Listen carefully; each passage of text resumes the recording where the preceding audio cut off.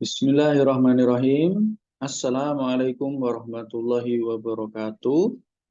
Perkenalkan, nama saya Muhammad Anton Kuncoro, mahasiswa PPG Prajabatan Pendidikan Fisika Universitas Negeri Semarang.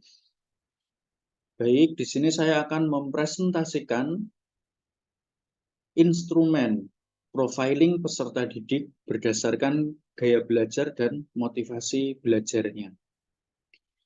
Nah, jadi spesifik di sini nanti profilingnya adalah terkait gaya belajar dan motivasi belajar dari peserta didik. Baik. Pertama, pengertian gaya belajar. Jadi gaya belajar adalah kombinasi dari bagaimana seseorang menyerap pengetahuan dan bagaimana informasi atau pengetahuan yang diperoleh diatur dan diproses. Atau dengan bahasa lain, gaya belajar itu adalah sebuah cara bagaimanakah seorang siswa begitu ya, itu menyerap sebuah informasi atau pengetahuan atau menyerap ilmu. Nah, nanti ada beberapa jenis-jenis gaya belajar. Nah, setidaknya ada 3 tipe gaya belajar utama begitu ya, yaitu ada visual, di mana siswa itu memiliki modalitas utama dalam belajar itu menggunakan indera penglihatannya atau menggunakan mata begitu. Jadi seorang siswa itu akan lebih mudah menyerap informasi, menyerap ilmu ketika dia menggunakan indera penglihatannya untuk melihat misalnya gambar, begitu ya, untuk melihat gambar yang bergerak atau video seperti itu. Kemudian tipe gaya belajar yang kedua adalah auditorial. Nah, auditorial ini adalah tipe gaya belajar di mana siswa itu lebih mudah menyerap informasi itu lewat indera pendengarannya atau telinga begitu. Nah, jadi auditorial ini berasal dari kata audio atau suara. Jadi ketika dia mendengarkan suara, misalnya belajar melalui podcast, belajar melalui diskusi, belajar melalui wawancara begitu, dia akan lebih mudah menyerap informasi. Yang ketiga adalah gaya belajar kinestetik. Nah, tipe gaya belajar kinestetik ini adalah tipe gaya belajar yang seorang siswa itu lebih mudah untuk menyerap sebuah informasi ketika dia melakukannya langsung atau melakukan praktik begitu. Learning by doing. Nah, itu adalah tipe gaya belajar yang mainstream atau umum diketahui sebagai seorang pendidik gitu. Nah, perlu diketahui bahwa masing-masing siswa kemungkinan itu memiliki tipe gaya belajar yang lebih dari satu. Tapi pastilah seorang siswa itu memiliki kecenderungan utama. Antara ketiga ini, dia memiliki kecenderungan utamanya. Dia pasti lebih cenderung yang mana? Misalnya, dia cenderung auditorial. Meskipun dia juga ternyata suka juga kinestetik. Itu mungkin ya, mungkin. Jadi, seorang siswa itu bisa jadi memiliki lebih daripada satu gaya belajar. Tapi dari antara misalnya katakanlah 2, pastilah ada yang lebih cenderung lebih kuat begitu kira-kira. Nah, selanjutnya ini adalah kisi-kisi instrumen gaya belajar yang telah dibuat. Yang pertama, instrumen ini untuk mengukur variabel gaya belajar yang terdiri dari 3 tadi, begitu ya. Ada visual, ada auditory, dan ada kinestetik. Nah, masing-masing dari jenis gaya belajar ini akan diterjemahkan atau akan diturunkan menjadi sebuah pernyataan.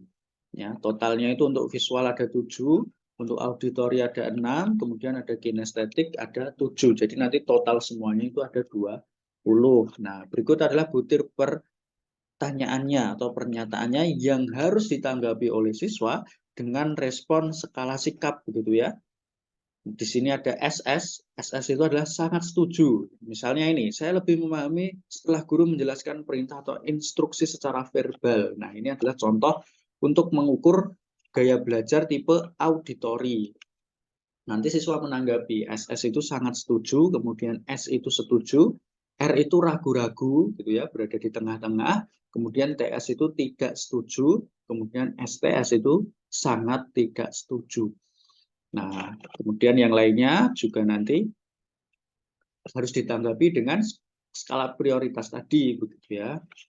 Misalnya ini, saya suka mencatat materi dengan ballpoint atau spidol warna-warni. Nah, ini kemungkinan adalah tipe gaya belajar betul sekali, visual. Tipe gaya belajar visual. Nah, contoh nomor 19 ini, saya mudah menyampaikan pendapat saat diskusi kelompok. Nah, ini adalah tipe gaya belajar betul sekali. Tipe belajar gaya auditori. Jadi lebih suka menggunakan lisan, menggunakan pendengaran, begitu. Intinya sesuatu yang ada suaranya, begitu. Selanjutnya adalah mengenai motivasi belajar. Nah, motivasi belajar itu adalah keseluruhan daya penggerak atau sebuah dorongan. Jadi yang membuat seorang siswa itu punya dorongan, punya alasan untuk bergerak atau untuk melakukan kegiatan belajar yang menjamin kelangsungan dari kegiatan belajar dan memberikan arah pada kegiatan belajar sehingga tujuan yang dikehendaki dalam pembelajaran dapat tercapai. Nah, ini adalah sebuah spirit begitu ya, atau alasan why, kenapa seorang siswa itu harus belajar, mesti belajar. Di sini ada beberapa indikator yang menyatakan motivasi belajar. Contohnya ini diukur ketekunannya, begitu ya, kemudian keuletannya, kemudian minatnya, kemudian senang bekerja mandiri, begitu ya, kemudian senang mencari dan memecahkan masalah berupa soal-soal. Masing-masing indikator ini akan diterjemahkan di dalam butir-butir pernyataan ya. Nanti untuk ketekunan itu diterjemahkan dalam 4 butir pernyataan, kemudian keuletan itu dalam 4 butir pernyataan, nah minat juga 4, kemudian senang bekerja mandiri juga 4, dan senang mencari solusi dan memecahkan masalah juga 4. Jadi masing-masing nanti ada 4 gitu ya. Kalau nanti di total berarti totalnya akan ada 20 begitu ya, akan ada 20 pernyataan juga. Nah, berikut adalah pernyataannya gitu ya. Misalnya di sini nomor 7 begitu ya. Kita pilih acak nomor 7. Saya berusaha sebaik-baiknya dalam menghadapi tes atau ulangan fisika agar mendapatkan nilai yang sangat baik begitu. Nah, ini berusaha sebaik-baiknya menghadapi tes atau ulangan ini menunjukkan keuletan begitu ya. Dia berusaha keras gitu, menunjukkan keuletan. Kemudian contohnya yang nomor 16 ini adalah setiap ada tugas fisika, saya langsung mengerjakannya. Nah, itu menunjukkan ketekunan begitu ya. Siswa tersebut tekun.